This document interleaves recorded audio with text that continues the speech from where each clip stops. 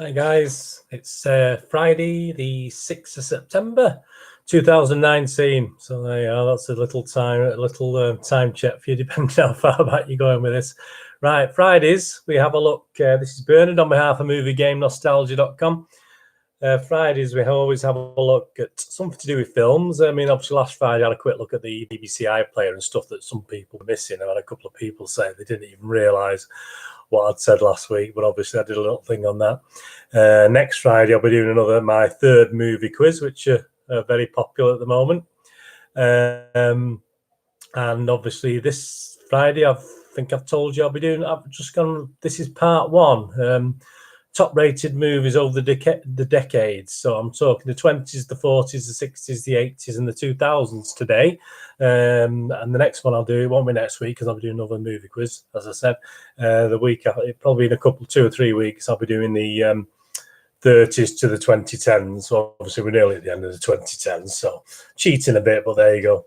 So it's just 5 decades of movies. Just a little bit different. As I say, I do different things every Friday. So that's what I'm going to be doing today. Right. So the weather's not great. I've got 2 shirts and a jumper on. I mean, I don't think we're going to have a balmy September by the looks of it. I mean, there's cricket at Old Trafford, so you can tell it's free. I pity them people watching, never mind the ones playing in this weather. It's not the warmest of days. Obviously, it's England, Australia at Old Trafford in the Ashes, but it's not going well again. There you go. Anyway, that's another thing. Right, so let's have a look at this. Let's go to the 20s first. Let's start at the 20s. I mean, when I was a kid, I used to love watching black and white films. Obviously, my favourite of all time, probably I watched more with the horror films. But obviously, things like this now in the 20s, I've probably gone back and watched over time, because if you're a movie lover, you do watch these things and you get recommended things. So if we look at the 20s, all I've done is looked at the top rated ones, not necessarily the biggest box office. So these might not particularly, I mean, you would expect them because they are popular ones to do well at the box office, obviously, but it's not the criteria. I've just looked at the top rated ones using the IMDb database and a couple of others.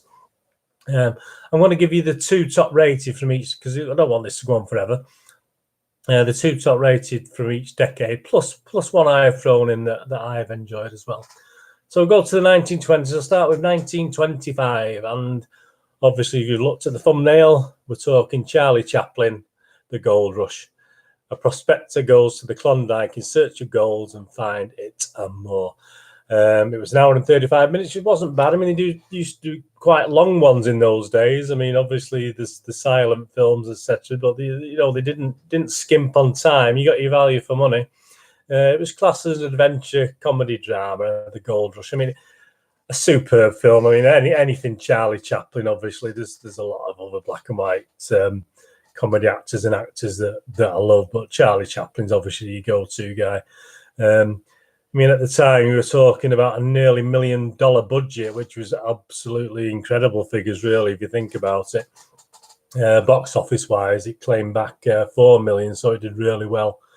What it's claimed back over the years, who knows? I mean, it's obviously 1925, so you're talking 94 years ago. I don't know. Just a little bit of trivia on the film if you've not seen The Gold Rush with Charlie Chaplin.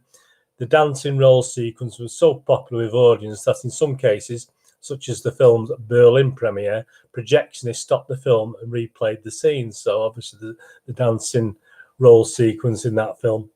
Charlie Chaplin stated that this was a film by which he most wanted to be remembered. So obviously he himself loved this film.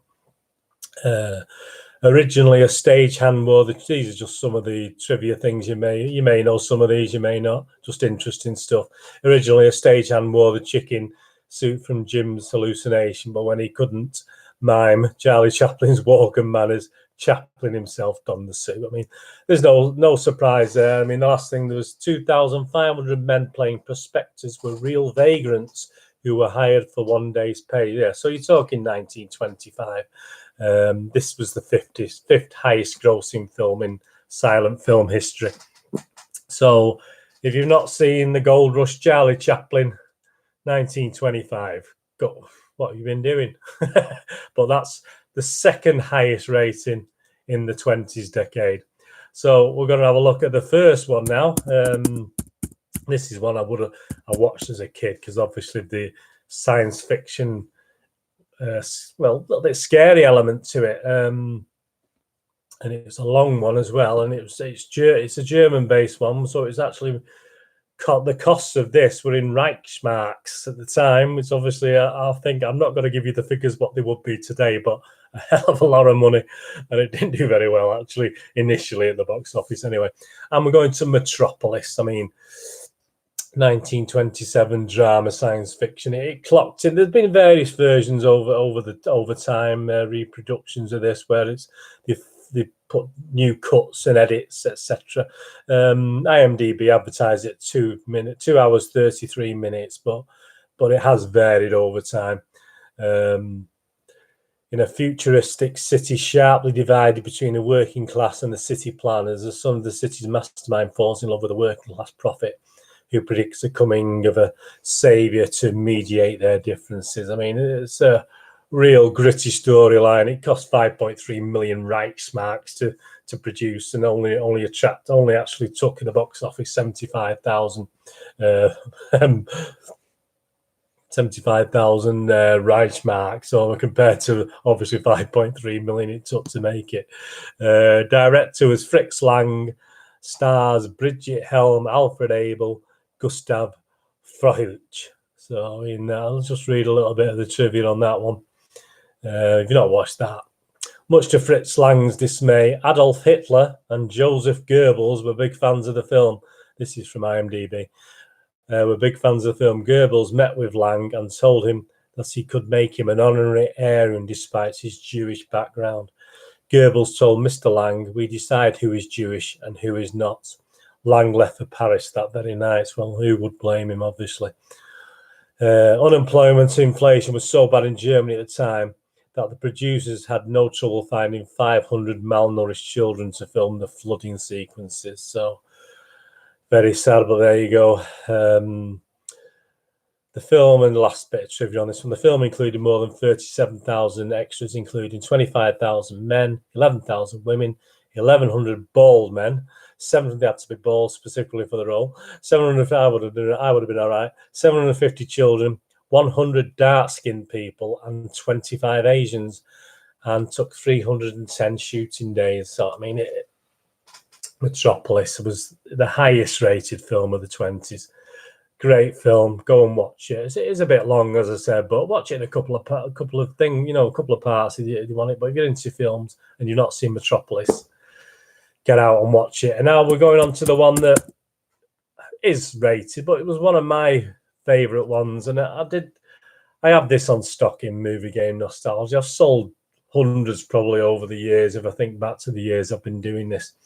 And it was always sort of one I picked up late on and watched a few years ago for the first time. I've watched it time and time again, obviously now. Probably not the highest rating one of the decade, but it's a film called Wings. It's a drama, romance, war. Again, another clocked in at over 2 hours, 24 minutes. Another long one, but I mean a great film. It's about two young men, one rich, one middle class, who are in love with the same woman, become fighter pilots in World War One. I mean, it's absolutely superb silent movie again. This, and a little bit of trivia, this was lost for decades until a copy was discovered languishing in the Cinématique Française film archive in Paris. So obviously that all was almost lost. The only silent movie to win the Oscar for Best Picture, then called the Best Production in those days, until The Artist came along in 2012. So there you go. Gary Cooper actually had a 2-minute cameo, effectively made him a star. It's also marked the beginning of his affair with Claire Bow. Well, Claire Bow, one of my favourites of that time. There's a lot of stuff on Twitter about Claire Bow. And if you've not seen it, go back and read up on Claire Bow, a wonderful actress at the time. Obviously, say Gary Cooper had a 2-minute cameo in this. So if you're into Gary Cooper, it's obviously nice to go and have a look. So that's the 20s. Metropolis was the highest rated, with The Gold Rush in second place. my personal favourite I've put in there is obviously Wings. All right, let's get on to the 40s. And the second highest rated of the 40s stars the wonderful, indomitable Humphrey Bogart with Ingrid Bergman. And yes, if you've not guessed it, it's Casablanca in 1942. An hour and 42 minutes, a drama, romance, war film. A cynical American expatriate struggles to decide whether or not he should help his former lover and her fugitive husband escape French Morocco. Well, I've been to Morocco. I did like Morocco when I've been there. But Casablanca, I mean, it's there, isn't it? Humphrey Bogart. I mean, what more can be said, really? A bit of trivia on Casablanca. This was the second rated of the 40s. This came out in 42. In the famous scene where the Marseillaise is sung over the German song, Watch on the Rhine, many of the extras had real tears in their eyes. A large number of them were actual refugees from Nazi persecution in Germany and elsewhere in Europe, and were overcome by the emotions the scene brought out. I mean, the thing is with these old films, there's so much trivia that's related to the time as well. It's so poignant, much of this. Many of the actors who played the Nazis were in fact German Jews who had escaped from Nazi Germany. I mean, as I said, this was actually made in 42 during all the atrocities, obviously. And last bit of trivia, Humphrey Bogart, not the tallest of guys, if you didn't know, had to wear platform shoes to play alongside Ingrid Bergman and compensate for the height disparity. That was nicely put, obviously. Poor Humphrey, but there you go. Some more modern actors have had to do things like that as well. So that was the second rated movie of the 40s. And we go to the first rated, which is one of my favourites. And I get this out every Christmas and watch this. It's obviously the fantastic James Stewart, Donna Reed, Lionel Barrymore. It's a Wonderful Life, 1946. I mean, one of the greatest movies ever. As I say, there's not many Christmases I don't dig this out and have a watch. An angel is sent from heaven to help a desperately frustrated businessman by showing him what life would have been like if he had never existed. I mean, it's just something I show my kids when they were little, and I'm sure they watch it every now and again. Perhaps not as much as I do, but hey, that's a great film. A couple of bit of trivia things on it. As Uncle Billy drunkenly leaves the Bailey home, you might remember this, it sounds as if he stumbles into some trash cans on the sidewalk. In fact, a crew member dropped a large tray of props right after Thomas Mitchell went off screen, who played the character. James Stewart began laughing, and Mitchell quickly improvised. "I'm all right, I'm okay," he shouted. Director Frank Capra, the wonderful director Frank Capra, decided to use his take as the final cut and gave the stagehand a $10 bonus for improving the sound. So there you go. That was that was funny. I mean, it's not meant to be, but obviously these things sometimes an error or something goes wrong and it's left in the film because the response of the actors is so good. It's they actually leave it in the film. The famous gym floor sequence that opens up when the dancing at the school to reveal a swimming pool was real. It was located at Beverly Hills High School in Los Angeles, California. So I mean that wasn't built for the film. That was actually real. And director Frank Capra said this was his favourite film of all the films he did. And how can you not? You know, why wouldn't it be? I mean, a fantastic film. It cost a lot of money to make, $32 million, but only actually claimed back $3.3 million. So it was a big flop, but obviously has come to be one of the biggest films ever, overcoming time.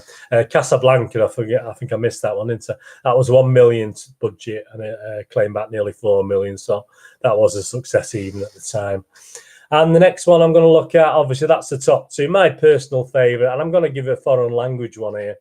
And I watched it only recently, 2 or 3 years ago, but a fantastic film. If you don't mind the foreign language ones with subtitles, go and watch this.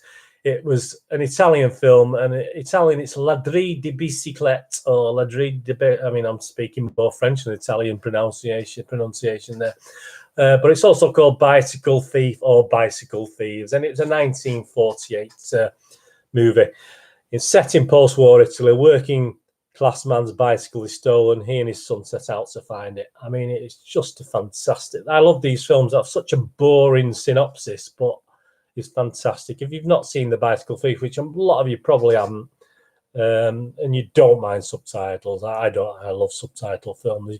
If you turn yourself off to subtitles, you're gonna miss some cracking films. So please, if you've got subtitles, don't let that put you off at all. Bit of trivia on this, I won't ruin it for you if you've got to go out and watch it now. There's a scene later in the movie where Bruno is nearly run over twice while crossing the street. This was absolutely unrehearsed. It was filmed on location. The two cars happened to pass by at the time, so that's quite funny when you think, if you watch it and then you look at it and think, oh God, he didn't mean to do that. The actors in the films were all amateurs. Victoria De Circa decided not to use professionals. The director decided not to use professionals on that. So, sorry, the producer. Movie director Sergio Leone, obviously became well known, obviously, for his westerns, etc. Works as an assistant for Victoria De Souza during the filming of this movie. He also has a short appearance as one of the priests that are standing next to Bruno and Antonio during the rainstorm. So obviously the director Sergio Leone, who obviously had his own memorable things to come, had a little cameo in this. But Bicycle Thieves, or A Bicycle Thief, 1948, a superb film. Only had an 81,000 budget, clawed back nearly 400,000. So even at the time, made money. But go back and watch that. That's Bicycle Thieves. So in the 40s, coming in second was Casablanca with It's a Wonderful Life in top spot. And my little favourite was Bicycle Thieves or A Bicycle Thief. Go out and watch them. I mean, watch them again if you've not watched them for a while. Right, we're getting more modern now. We're getting to the time where my dad and mum would take me to the cinema. My dad always took me to the actiony films and westerns and dramas and big budget things. My mum always took me to the Disney films and this sort of thing. So I had a great childhood, really. One took me into the centre of Manchester to the big theatres, and the other one took me to the local cinema where there was a bingo. My mum used to say where she said, never tell your dad. I used to go in and watch the film on my own at 8, 9, 10, whatever age I was. Obviously, I lost my dad at 10, so up to that age, my mum used to take me to the local Trocadero in Rusholme, Manchester, and she used to leave me in there. I used to watch the end of a film in those days and then watch it all again. And she used to toddle off to the bingo, which was about a quarter of a mile away. So she just used to leave me in the cinema. Different times, obviously, in those days, but there you go. Obviously, I think you've all probably, if you have my age, you've got similar stories to tell. So let's go to the 60s. And this is one I probably wouldn't have watched in the 60s, but I've gone back and watched it, obviously. I watch it now. And it's another foreign language one. There's not many foreign language ones. I can't even spell this one right. It's that hard to spell. Let me just get the spelling right.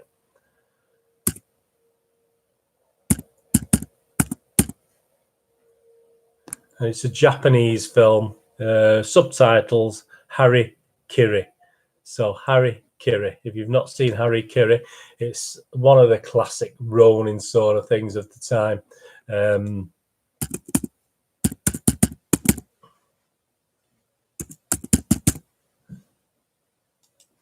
And if you know the old Ronin films, the Japanese films, this is like 1962. A lot of new films were actually based on this. But this was the second highest rated in the 60s, this film, which obviously for a Japanese film like this, it was unbelievable, really. I mean, you just didn't, and a lot of the films now that you see, actually, let me just find this one for you.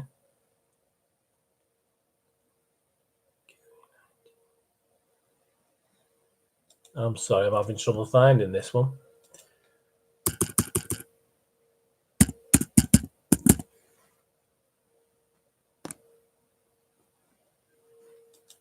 I had no trouble when I did my preparation last night and can't find the thing now. That's typical.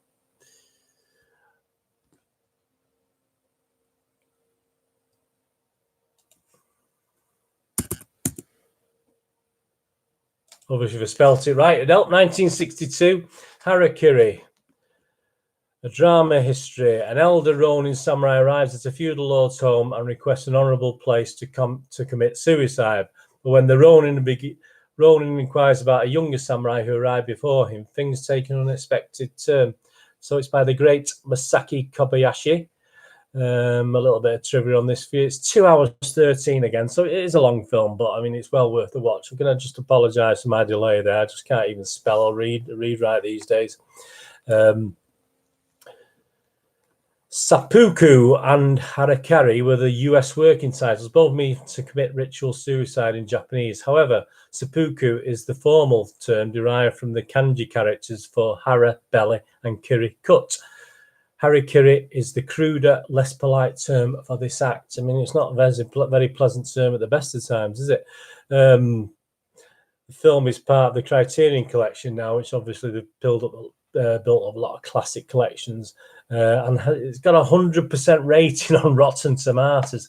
If you've not seen Harakiri, Harakiri, if you spell it right, you'll find it easily enough on various sources. It's on the Criterion collection. But that was the second highest rating of the 60s. A fantastic film. I mean, some people obviously would be bored with it, but if you watch the cinema artwork, it's absolutely brilliant. Go back and watch it. That's the second highest rating. And the first highest rating of the 60s was the 1966 thing, The Good, the Bad, and the Ugly. I mean, I think most have seen this Western, a bounty hunting scam joins two men in an uneasy alliance against a third in a race to find a fortune in gold buried in a remote cemetery. I mean, if you've not seen this, I mean, what you've been doing. And there we go. It's Sergio Leone, who got a mention early on, spoke barely any English.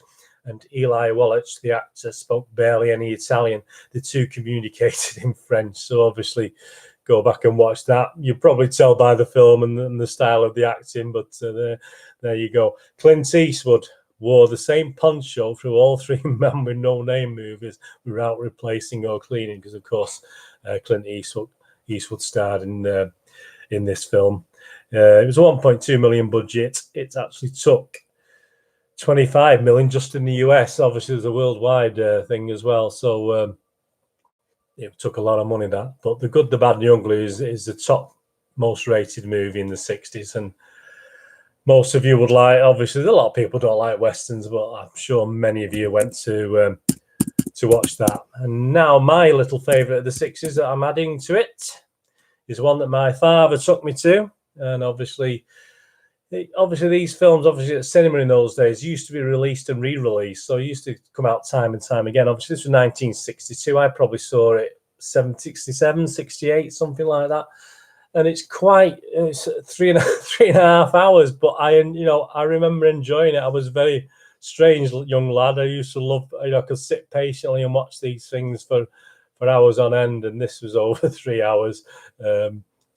So absolutely superb film, starring the amazing, obviously, Peter O'Toole, Alec Guinness, Anthony Quinn, a plethora of some great actors. There's a story of T. Lawrence, the English officer who successfully united and had the diverse, often warring Arab tribes, combined to fight the Turks during World War One.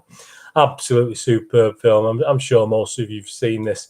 This is the highest rated film of my highest rated film of the 60s. Having said that, the other 60s films I loved. Obviously, this is just one I've picked at random that came to mind, only because of the connections with my father taking me to see it, etc. So this is one of my favorites of the 60s. I mean, if someone said to me, "What's your favorite film?" I mean, what a question. I mean, I've got hundreds of favorite films. So Alec Guinness was made up to look like the real Faisal as close as possible. When they were shooting in Jordan, several people who knew the man mistook him for the real thing. So there you go. He was made to look so. I mean, there's a lot of criticism in those days for white British and American actors being made up to look foreign, but obviously they did a good job on Alec Guinness with this one. On his first location scouting trip in Jordan, director Sir David Lean discovered the remains of the Turkish locomotives and railroad trucks Lawrence had destroyed during the Arab Revolution. After 40 years in the sun, they hadn't even rusted. So I mean, it's a bit of bit of useless trivia for there. 3.5 hours, yeah. Probably watch it in 2 or 3 goes. In those days at the cinema, you used to have an intermission. I think you probably have an intermission now as well, to be honest with you. But that's the 3 films from the 60s: The Good, the Bad, and the Ugly, and Harry Carey for the top rated, and my own personal favourite, Lawrence of Arabia. And let's go on to the 80s now. So we're getting into the time that obviously most of you would listen to this or spend the time listening to this would probably have gone back and watched these things. The second higher rated movie of the 80s was 1985.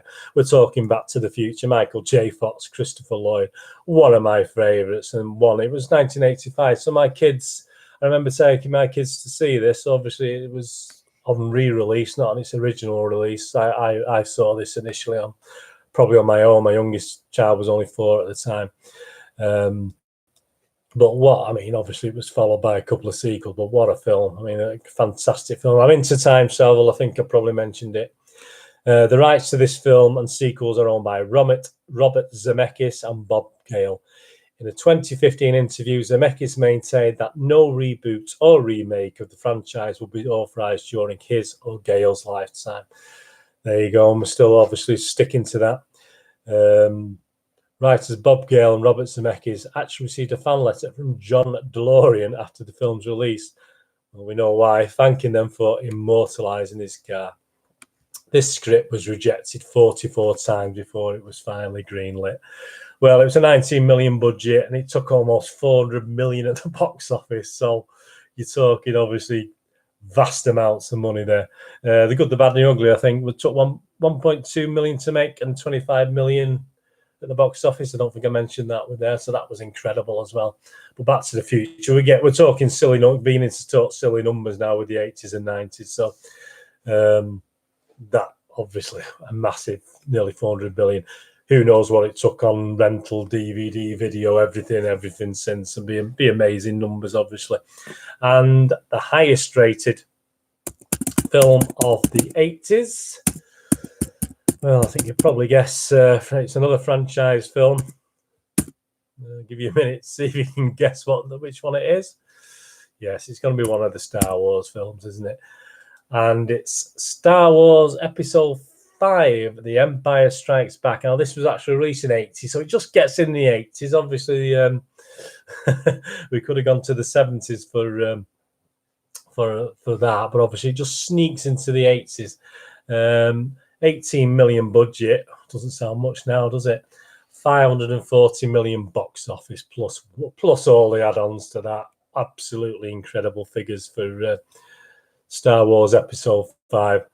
A bit of trivia, you all know who's in that one anyway. The shots where Luke uses his Jedi powers to retrieve his lightsaber from a distance were achieved by having Mark Hamill throw the lightsaber away and then running the film in reverse. So quite simple. Talking the 80s, obviously, if you think what they do now with the CGI, I like the old Harryhausen thing. The special effects guy. I love these sort of things. They are of the time, and obviously, the 80s, it was of its time. Mark Hamill had to bang his head 16 times on the ceiling of Rhoda's hut before director Irvin Kershner was satisfied. Well, things you do for the film, eh? With the exception of being sucked out of a Cloud City window, Mark Hamill did all of his own stunts. I mean, there you go. So, I mean, I'm sure the insurance companies weren't very happy about that. But yeah, I mean, the highest rated film of the 80s, Star Wars Episode 5, The Empire Strikes Back. And my personal favourite of the 80s, another Harrison Ford one, but I'm having to go back to 1981. Raiders of the Lost Ark is my personal addition to that time scale. 18 million budget, took almost 400 million back. I love this film, and perhaps more than some of I do like the sequels, but perhaps more than the sequels, I did enjoy this. The famous, I think everyone knows, it's a famous scene in which Indy shoots a marauding flamboyant swordsman was not in the original script. Harrison Ford was supposed to use his whip to get the sword out of his attacker's hands, but food poisoning, the heat and the rest of the crew had gone, made him too sick to perform the stunt. After several successful tries, Ford suggested shooting the sucker. Steven Spielberg immediately took him up in his idea, and the scene was successfully filmed. Some people have said that's an urban myth, but we keep going back to say that it was true, and I'm sure I've heard confirmation that it was true. Indy's line to Marion when they're on the ship, "It's not the years, honey, it's the mileage," was ad-libbed. Well, there you go. Why not? There's some good films with ad-libs that have stood the test of time. Most of the body blow sounds were created by hitting a pile of leather jackets with a baseball bat. Well, good old Indy with his baseball bat there. In America, the film was originally given an R rating because of the exploding head at the end. They didn't want the picture to be rated R, so they added layers of fire in front of his face to make it appear less graphic. Well, cracking film. That's my edition, Raiders of the Lost Ark, to the 80s. So you've got Star Wars Episode 5, The Empire Strikes Back, as the highest rated. Back to the Future as the second highest rated. My personal one in there, Raiders of the Lost Ark. And we go to the 2000s. So here we go. We go with, obviously, we're talking even more box office here for these. Here are the two highest rated. The first one, again, you could have picked from two or three, obviously. The first one that's got second on ratings back to 2001, Lord of the Rings, The Fellowship of the Rings. We all know the story of The Hobbit based on the old Tolkien.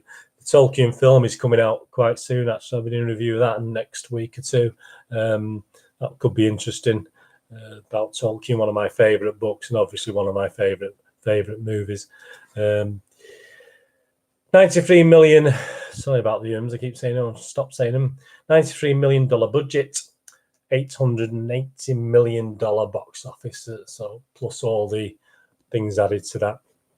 A couple of little bits you may know. So Christopher Lee Saruman read The Lord of the Rings once a year until his death in 2015. How much we miss him, and had done so since the year it was published. He was also the only member of the cast and crew ever to meet J.R.R. Tolkien. There you go. Director Peter Jackson gave one of the rings using the movies to Elijah Wood and Andy Serkis as a gift when the shoot was finished. They both thought they had the only one. My precious. Sorry about that crappy impersonation. Viggo Mortensen did his own stunts, so there we go, a bit like Harrison Ford in the last one. He also insisted on using only the real steel sword instead of a significantly lighter aluminium sword or safer rubber sword, which were manufactured for battle scenes and stunts. Well, good on him. It's all right, I'm using it. What about the guys he's fighting? That's the problem. And the highest rated film of the 2000s, another one of my favourites.